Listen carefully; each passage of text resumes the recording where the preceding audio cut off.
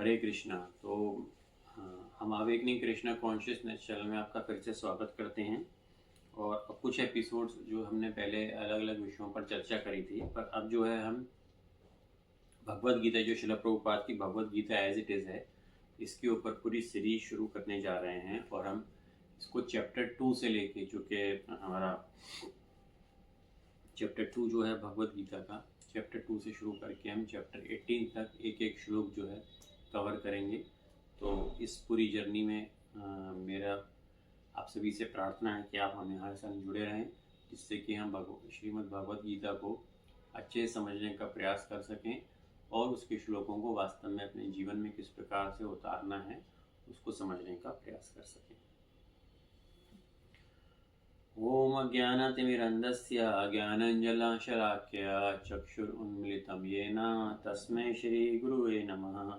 श्रीचैतन्यमनोभीष्टं स्थापितं येन भूतले स्वयं रूप कदा मह्यं ददाति स्वपदान्तिकं। वन्देऽहं श्रीगुरु श्रीयुतपदकमलं श्रीगुरून् वैष्णवां च श्रीरूपं साग्रजातं सहगना रघुनाथान्वितं तं सजीवं साद्वैतं सावधूतं परिजनसहितं कृष्णचैतन्यदेवं श्रीराधाकृष्णपादान् सहगना ललिता श्रीविशाखान्वितां च। हे कृष्ण करुणा सिंधु दीनबंधु जगतपते गोपेश गोपिका कांत राधा कांत नमोस्तुते। तप्त कांचन गौरांगी राधे वृंदावनेश्वरी वृषभानुसुते देवी प्रणमामि हरिप्रिये।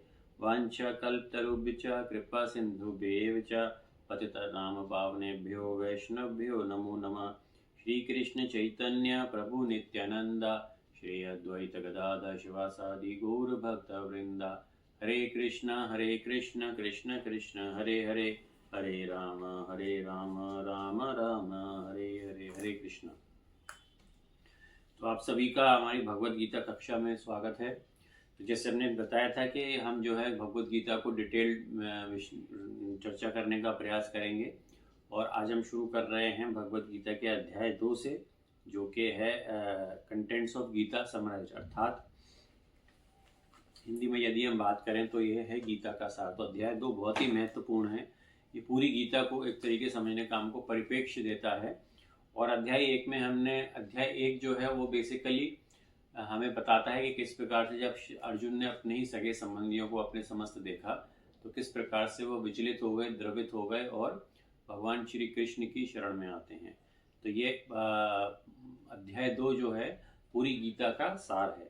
अध्याय 2 का श्लोक 1 जो है उसमें कहते हैं, संजय उवाचौ तम तथा कृपयाविष्टम आश्रुपूर्ण कुलेशनम विषीदनम इदम वाक्यम उवाचौ मधुसूदन। तो संजय ने कहा, करुणा से व्याप्त शोकयुक्त अश्रुपूरित नेत्र वाले अर्जुन को देखकर मधुसूदन कृष्ण ने ये शब्द कहे।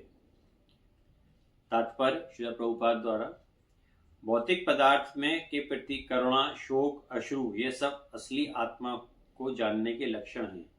शाश्वत आत्मा के प्रति करुणा ही आत्म साक्षात्कार है। इस श्लोक में मधुसूदन शब्द महत्वपूर्ण है। कृष्ण ने मधु नामक असुर का वध किया था और अर्जुन चाह रहा है कि कृष्ण उस अज्ञान रूपी असुर का वध करें जिससे उसे कर्तव्य से विमुख कर रखा है। यह कोई नहीं जानता कि करुणा का प्रयोग कहाँ होना चाहिए। डूबते हुए मनुष्य के वस्त्रों के लिए करुणा मूर्ता होगी। अज्ञान सागर में गिरे हुए मनुष्य को केवल उसके भारी पहनावे अर्थात स्थूल शरीर की रक्षा करने से नहीं बचाया जा सकता। जो इसे नहीं जानता वह भारी पहनावे के लिए शोक करता है। यह शूद्र कहलाता है, अर्थात वह वृथा ही डूबा रहता है, व्यर्थ ही शोक करता है। अर्जुन तो क्षत्रिय था, अतः उसने ऐसे आचरण की आशा ना थी, किंतु भगवान कृष्ण अज्ञानी पुरुष के शोक को विनष्ट कर सकते हैं और इसी उद्देश्य से उन्होंने भगवद गीता का उपदेश दिया है। यह अध्याय हमें भौतिक शरीर तथा आत्मा के वैश्लेषिक अध्ययन द्वारा आत्म साक्षात्कार का उपदेश देता है, जिसकी व्याख्या परम अधिकारी भगवान कृष्ण द्वारा की गई है। यह साक्षात्कार तभी संभव है जब मनुष्य निष्काम भाव से कर्म करे और आत्मबोध को प्राप्त करे। तो यदि हम डिटेल में देखते हैं तो अध्याय 2 का श्लोक, प्रथम श्लोक बहुत महत्वपूर्ण है, क्योंकि इसमें जो शब्द आ रहा है वो ये है कि जो भौतिक पदार्थ हैं उनके प्रति करुणा, शोक, अश्रु ये सब असली आत्मा को जानने के लक्षण हैं। शाश्वत आत्मा के प्रति करुणा ही शाश्वत आत्मा के प्रति करुणा ही आत्म साक्षात्कार है। अर्थात जब हम आत्मा को समझने का प्रयास करेंगे तो वही हमारा आत्म साक्षात्कार होगा, आत्मशुद्धि होगी। यहाँ विशेष रूप से मधुसूदन शब्द का शब्द इस्तेमाल किया गया है। तो जिस प्रकार भगवान श्री कृष्ण ने मधुसूदन नामक राक्षस का वध किया था, तो उसी प्रकार यहाँ पे उसकी तुलना की गई है कि किस प्रकार इस समय जो अर्जुन है वो अज्ञानता के आवरण से ढककर अज्ञानता से ढके हुए हैं। तो उसी प्रकार से यहाँ पर श्रील प्रभुपाद अपने तात्पर्य में बता रहे हैं कि जिस प्रकार श्री कृष्ण ने उस असुर का वध किया, उसी प्रकार भगवान श्री कृष्ण अर्जुन के इस अज्ञान रूपी असुर का भी वध करें, जिससे कि अर्जुन को कर्तव्य विमुख कर रखा है। आगे यहाँ पर श्री कृष्ण बता रहे हैं कि जिस प्रकार से यदि कोई व्यक्ति, श्री प्रभुपाद अपने तात्पर्य बता रहे हैं कि जिस प्रकार से यदि कोई व्यक्ति समुद्र में या पानी में डूब रहा है तो वास्तव में उसके भारी वस्त्रों को खींचने से कोई फायदा नहीं होगा, जब तक कि उसका हम हाथ पकड़ के स्वयं उसको बाहर ना निकालें। तो इसी प्रकार वास्तव में जो अज्ञान रूपी सागर में जो मनुष्य गिरा हुआ है, उसका जो स्थूल शरीर है उसको निकालने से, रक्षा करने से नहीं बचाया जा सकता, क्योंकि वह नहीं जानता कि वह भारी पहनावा है। वास्तव में जो उसका जो पहचान है वो उसका सूक्ष्म शरीर है, क्योंकि मन, बुद्धि, अहंकार से मिलकर बनता है। तो इस श्लोक का तात्पर्य यह है कि जिस प्रकार से यदि किसी डूबते मनुष्य को हम बचाने का प्रयास करते हैं तो उसको बचाने के लिए हमको उसका हाथ पकड़ना होगा। तो ठीक प्रकार से यदि हमको आत्मज्ञान करना है, आत्मबोध करना है, तो उसके लिए हमको अज्ञान रूपी राक्षस जो है हमारे अंदर, उसको अपने अंदर से निकालना होगा। और यहाँ पर ये शब्द ये बार बार आ रहा है क्योंकि अर्जुन क्षत्रिय थे और उनको किसी को भी उनके से इस प्रकार के आचरण की आशा ना थी। तो केवल भगवान श्री कृष्ण ही हैं जो कि अज्ञानी पुरुष के शोक को विनष्ट कर सकते हैं, और इसलिए उन्होंने अर्जुन को भगवत गीता का उपदेश दिया है। यह अध्याय हमें वास्तव में विशेष रूप से भौतिक शरीर और आत्मा का जो वैश्लेषिक अध्ययन है उसके द्वारा आत्म साक्षात्कार कराता है, और इसकी व्याख्या परम अधिकारी भगवान कृष्ण द्वारा की गई है। इस प्रकार से जो दूसरा श्लोक है, दूसरा श्लोक भगवत अध्याय 2 का जो आता है उसमें आता है, श्री भगवान उवाच कुतस्त्वाकसलम इदम विश्वे समुपस्थितम अनर्यजस्तम असर्वज्ञम अकृति कर्म अर्जुना। यहाँ पर भगवान श्री कृष्ण कह रहे हैं, तो यहाँ पर हमको समझने का प्रयास करना चाहिए कि इस श्लोक में जो शुरुआत है उसमें श्री भगवान उवाच आता है। जब श्री संजय बोलते हैं तो संजय उवाच, और जब अर्जुन बोलते हैं तो अर्जुन उवाच। लेकिन जब भी भगवान श्री कृष्ण संबोधित करते हैं अर्जुन को, तो उसमें वो श्री भगवान उवाच के रूप में उसको संबोधित करते हैं। तो दूसरे श्लोक का जो ट्रांसलेशन है वो इस प्रकार से है, श्री भगवान ने कहा, हे अर्जुन, तुम्हारे मन में ये कलमश आया कैसे? यह उस मनुष्य के लिए तनिक भी अनुकूल नहीं है जो जीवन के मूल्यों को जानता हो। इससे उच्च लोक की नहीं अपितु अपयश की प्राप्ति होती है। क्योंकि भगवान श्री जो अर्जुन है वो भगवान श्री कृष्ण के सखा हैं, मित्र हैं और अब उनके शिष्य हैं। तो भगवान श्री कृष्ण अर्जुन से कह रहे हैं कि आप इतने उच्च कुल के वंश हो, या आप भरत वंशी हो, पांडु पुत्र हो, कुंती माता के पुत्र हो, तो आपके मन में ये कलमश यानी आपके मन में ये इस प्रकार का भाव आया भी कैसे कि आप युद्ध नहीं करोगे? जो जीवन के मूल्य को जानता हो, तो जिस प्रकार से उनका उच्च कुल है उस प्रकार से जो उनका आचरण है, तो उनसे इस प्रकार के आचरण की अपेक्षा कोई भी नहीं करता। आगे श्री कृष्ण कहते हैं, जो जीवन के मूल्य को जानता हो उससे उच्च लोक की नहीं अपितु अपयश की प्राप्ति होती है। तो भगवान श्री कृष्ण अर्जुन को समझा रहे हैं कि यदि आप अपना जो आपका के लिए कर्म निर्धारित किया गया है, यदि आप उस कर्म को नहीं करते हो, तो वास्तव में आपको उच्च लोक की नहीं बल्कि आपको अपयश की प्राप्ति होगी। तात्पर्य इसी भक्ति विधान श्रील प्रभुपाद द्वारा। श्रील प्रभुपाद की जय। तात्पर्य श्रील प्रभुपाद कहते हैं, श्री कृष्ण तथा भगवान अभिन्न है। इसलिए श्री कृष्ण को संपूर्ण गीता में भगवान ही कहा गया है। भगवान परम सत्य की पराकाष्ठा है।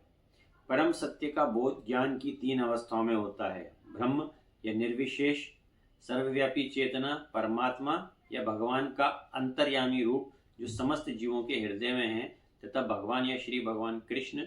श्रीमद् भागवतम में इसका उल्लेख आता है प्रथम कैंटो के 2nd चैप्टर के 11वें श्लोक में, जहाँ पर बोला गया है, वदंती तत् तत्त्वविदस् तत्त्वं यज् ज्ञानम अवद्यम ब्रह्मेति परमात्मेति भगवान इति शब्द से। अर्थात परम सत्य का ज्ञाता परम सत्य का अनुभव ज्ञान की 3 अवस्थाओं में करता है, और ये सब अवस्थाएं एक रूप हैं। यह ब्रह्म, परमात्मा तथा भगवान के रूप में व्यक्त की जाती है। तो इस श्लोक में विशेष रूप से जो भगवान की जो 3 अलग अलग अवस्थाएं हैं, जिसमें कि प्रथम ब्रह्म रूप, उसके बाद परमात्मा और भगवान, इसका विशेष रूप से श्रील प्रभुपाद ने विश्लेषण किया है। आगे श्रील प्रभुपाद अपने तात्पर्य में कह रहे हैं कि इन 3 दिव्य पक्षों को सूर्य के दृष्टांत, तो श्रील प्रभुपाद ने वो अच्छा एग्जाम्पल यूज किया यहाँ पर, जिसमें वो सूर्य का उदाहरण यूज कर रहे हैं। किस प्रकार जो सन प्लेनेट है उसका उदाहरण यूज करके वो जो तीनों आत्म रूप हैं, ब्रह्म, परमात्मा और भगवान, उसके रूप में श्रील प्रभुपाद हमको समझाने का प्रयास कर रहे हैं। तो सूर्य के हमको 3 पक्ष होते हैं, जिसमें कि एक तो होती है धूप, यानी कि जो हम उसका जो प्रकाश महसूस करते हैं। दूसरी होती है सूर्य की सतह अर्थात सन का सरफेस, और तीसरा होता है सूर्य लोक स्वयं, जहां पर के सूर्य स्वयं है। तो 3 प्रकार से इसके आपको 3 अंतर आपको मिल जाएंगे। तो धूप जो आप सीधे महसूस कर रहे हैं, दूसरा सूर्य की सतह यानी सन का सरफेस, और तीसरा सूर्य लोक स्वयं। तो जो सूर्य के प्रकाश का अध्ययन करता है वह एक तरीके से नौसिखिया है। जो सूर्य की सतह को समझता है वह कुछ और आगे बढ़ा हुआ, यानी कि और उन डेप्थ नॉलेज उसको करने का प्रयास करता है।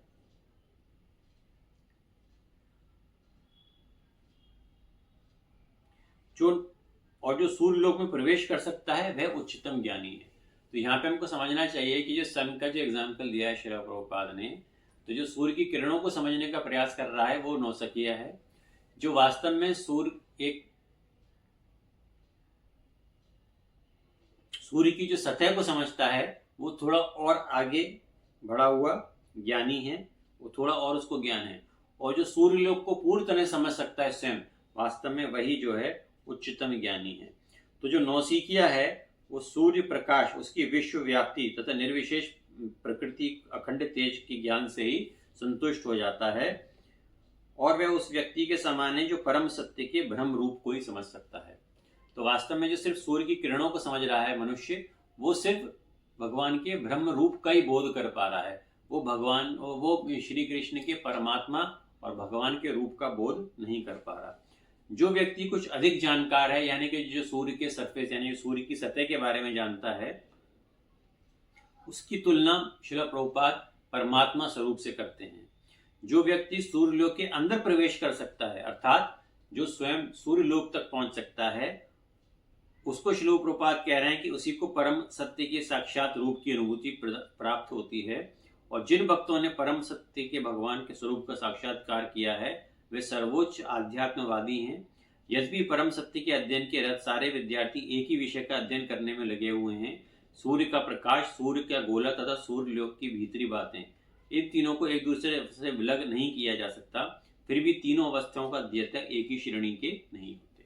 तो यहाँ श्रील प्रभुपाद बता रहे हैं कि यदि हम इसको ओवरऑल समझने का प्रयास करें तो सूरज की रोशनी, सूरज की सतह और सूर्य लोक स्वयं, इन तीनों को हम अलग नहीं कर सकते। तो जो भी विद्यार्थी हैं जो कि इसको समझने का प्रयास कर रहे हैं, उनका मकसद तो एक ही है, यानी कि उनका समझने का जो विषय है वो तो एक ही है, लेकिन वो अलग अलग शिष्य जो है अलग अलग अवस्थाओं में समझने का प्रयास कर रहे हैं।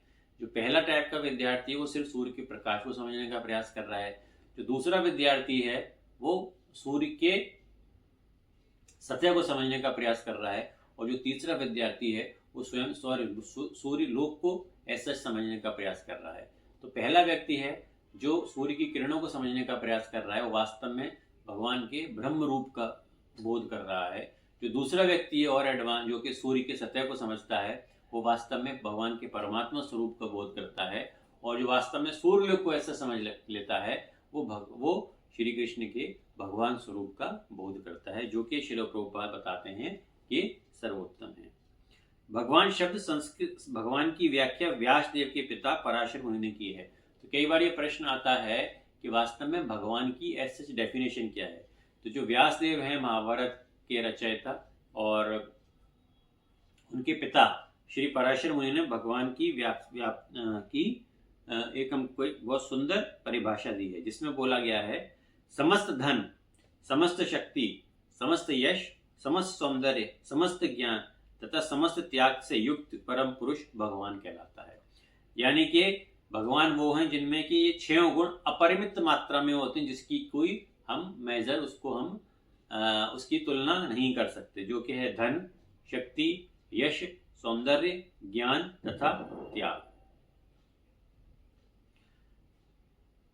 ऐसे अनेक व्यक्ति हैं जो कि अत्यंत धनी हैं, अत्यंत शक्तिमान हैं, अत्यंत सुंदर हैं, अत्यंत विख्यात हैं, विद्वान हैं और विरक्त हैं, किंतु यह कोई नहीं कह सकता कि उसके पास सारा धन और शक्ति है। एकमात्र कृष्ण ही ऐसा दावा कर सकते हैं, क्योंकि वे भगवान हैं। ब्रह्मा, शिव या नारायण सहित कोई भी जीव कृष्ण के समान पूर्ण ऐश्वर्यवान नहीं है। अतः ब्रह्म संहिता में स्वयं ब्रह्मा जी के निर्णय में के अनुसार श्री कृष्ण ही स्वयं भगवान है। ना तो उनके तुल्य कोई है, ना उनसे बढ़कर कोई है, ना आदि स्वामी या भगवान गोविंद रूप में जाने जाते हैं और समस्त कारणों के कारण हैं। तो इस श्लोक में, इस पैराग्राफ में श्री प्रभुपाद का तात्पर्य समझाने का ये है कि हम देखते हैं कि भगवान श्री कृष्ण की जो भगवान की परिभाषा वो क्या है, जिसमें कि 6 गुण धन, शक्ति, यश, सौंदर्य, ज्ञान तथा त्याग असीमित मात्रा में है। तो हम अपने जीवन में देखते हैं कि बहुत से मनुष्यों के पास कुछ धन आ जाता है, जैसे हम बोलते हैं कि बिल गेट्स सबसे धनी व्यक्ति है, या हम बोलते हैं कि फलाना फलाना जो है मिस इंडिया अत्यंत सुंदर है, या हम बोलते हैं कि ये क्रिकेटर बहुत अच्छा खेलता है, ये बहुत जो है इसको बहुत यश मिला है। हम बोलते हैं कि ये व्यक्ति बहुत शक्तिशाली है, इसको इतना भारी बोझ उठा लेता है। या हम बोलते हैं कि इसने इतनी सारी डिग्रियां अपने उसमें हासिल करी, पीएचडी करी और ये करा और बहुत बड़ा ज्ञानी है। या हम बोलते हैं कि कोई व्यक्ति जो है बहुत, इसने सब कुछ त्याग कर दिया और एक बहुत बड़ा सन्यासी हो गया। पर फिर भी इनमें से कोई भी इस बात को नहीं कह सकता कि उसके पास संपूर्ण कुछ है। उसका एक बहुत अंश मात्र, बहुत छोटा सा अंश, जो भगवान के जो गुण हैं, एक छोटा सा अंश भी यदि किसी व्यक्ति में संसार में आ जाता है, तो आपने देखा हो कि लोग उसके दास बन जाते हैं। यानी कि अगर किसी के पास बहुत पैसा है तो लोग समझते हैं कि यही सबसे धनवान है, लेकिन वास्तव में इस श्लोक के माध्यम से हमको श्रील प्रभुपाद बता रहे हैं कि वो एक किंचित मात्र भी भगवान के पास जो संपूर्ण है, उसका एक छोटे से छोटा भाग भी नहीं है, क्योंकि संपूर्ण जो है वो सिर्फ श्री कृष्ण के पास ही है और वही भगवान है। और इसकी विवेचना जो है स्वयं ब्रह्म संहिता में कर रहे हैं, जहां पर भगवान को वो स्वयं कह रहे हैं कि ना तो श्री कृष्ण के समान कोई है और ना श्री कृष्ण से बड़ा कोई है। श्लोक में जो आता है उसमें वो बोला गया है, ईश्वर परम कृष्ण सच्चिदानंद विग्रह अनादर आदर गोविंदम सर्व कारण कारणम। अर्थात भगवान श्री कृष्ण ही हैं जो कि सच्चिदानंद विग्रह हैं और वो सब कारणों के कारण हैं। ऐसे अनेक पुरुष हैं जो भगवान के गुण से युक्त हैं, किंतु कृष्ण परम है, क्योंकि उनसे बढ़कर कोई नहीं है। वे परम पुरुष हैं और उनका शरीर सच्चिदानंद है। वो आदि भगवान गोविंद हैं और समस्त कारणों के कारण हैं।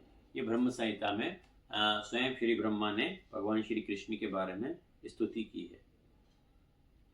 भगवान में भी भगवान के नाना अवतारों की सूची है, किंतु कृष्ण को आदि भगवान बताया गया है, जिससे अनेकानेक अवतार तथा ईश्वर विस्तार करते हैं। तो यहाँ पे हमको एक और चीज देखने को मिलती है कि यहाँ पर आता है अनादिर आदि गोविंदम, अर्थात भगवान के तो कई सारे अवतार हैं, लेकिन जो आदि पुरुष यानी आदि अवतार है वो भगवान श्री कृष्ण ही हैं, जिससे कि अनंत अनंत अनंत भगवान या अनंत रूप जो है भगवान श्री कृष्ण के वो विस्तार करते हैं।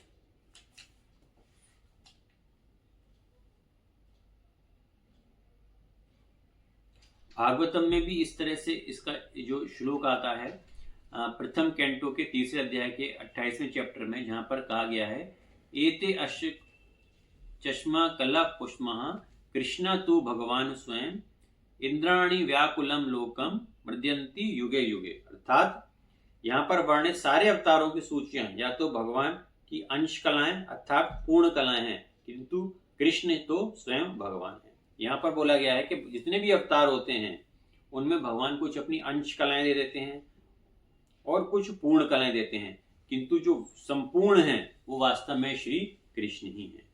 अतः कृष्ण आदि भगवान है, परम सत्य है, परमात्मा है तथा निर्विशेष ब्रह्म दोनों के उद्गम है।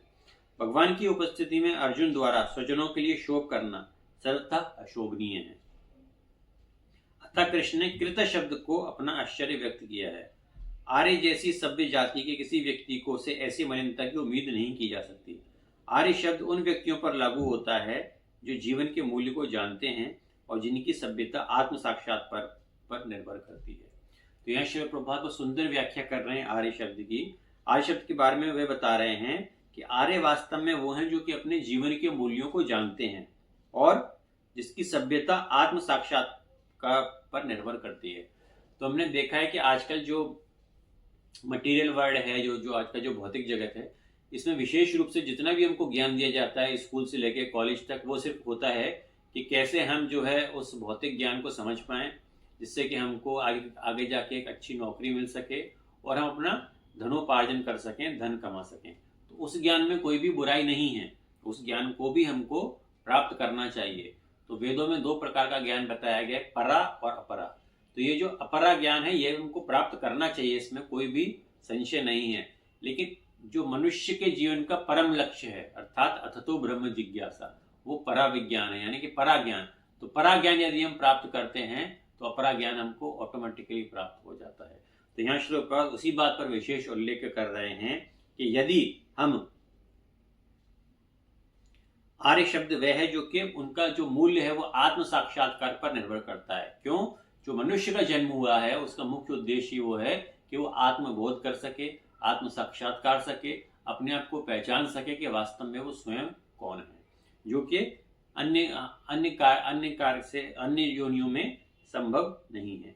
देहात्म बुद्धि से प्रेरित मनुष्य को यह ज्ञान यह नहीं रहता कि जीवन का उद्देश्य परम सत्य विष्णु या भगवान का साक्षात्कार ही है।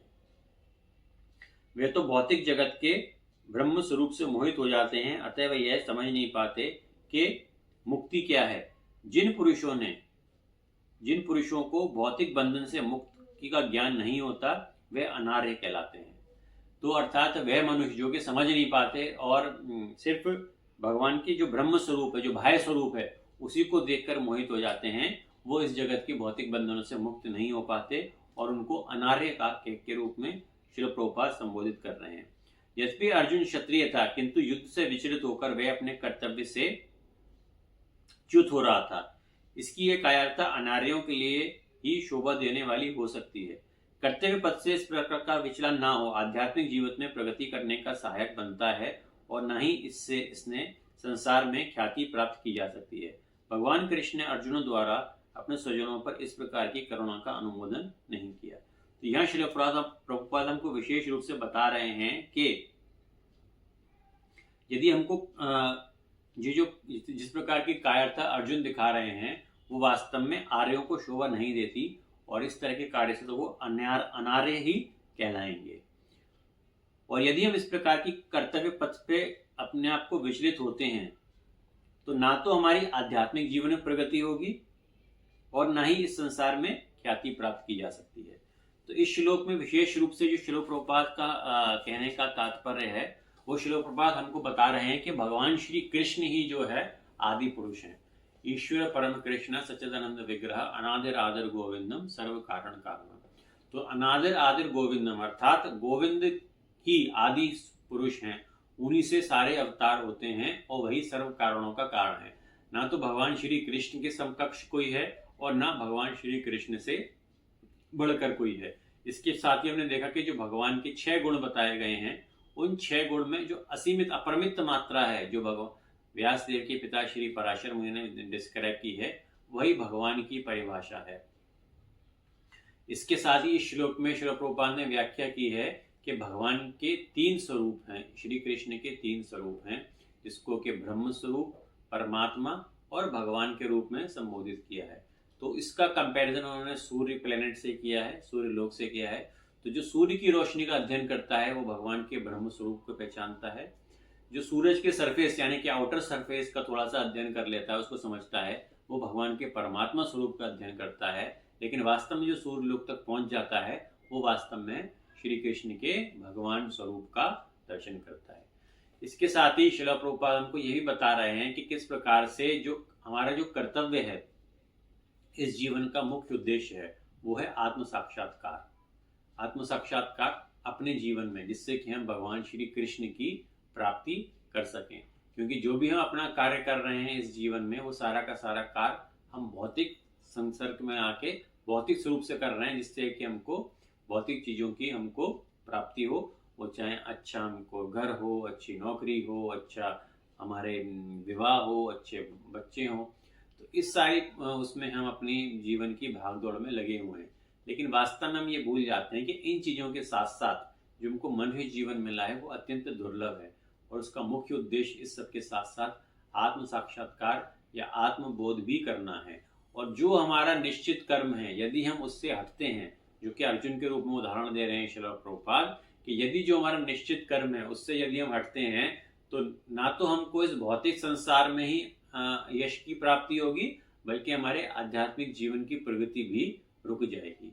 तो इस प्रकार से आज की कक्षा में हमने भगवद गीता के अध्याय 2 यानी गीता का सार श्लोक 1 और श्लोक 2 को श्रील प्रभुपाद की भगवद गीता जो है श्रीमद् भगवद गीता यथारूप, उसमें से समझने का प्रयास किया है। अगली कक्षा में हम अध्याय 2 के 3वें और 4थे श्लोक के ऊपर चर्चा करेंगे। आपका यदि इसके ऊपर कोई प्रश्न हो, आपका यदि इसके ऊपर कोई भी कमेंट हो, तो कृपया करके आप कमेंट सेक्शन में डाल सकते हैं। उसका हम यथासंभव उत्तर देने का प्रयास करेंगे। हरे कृष्ण।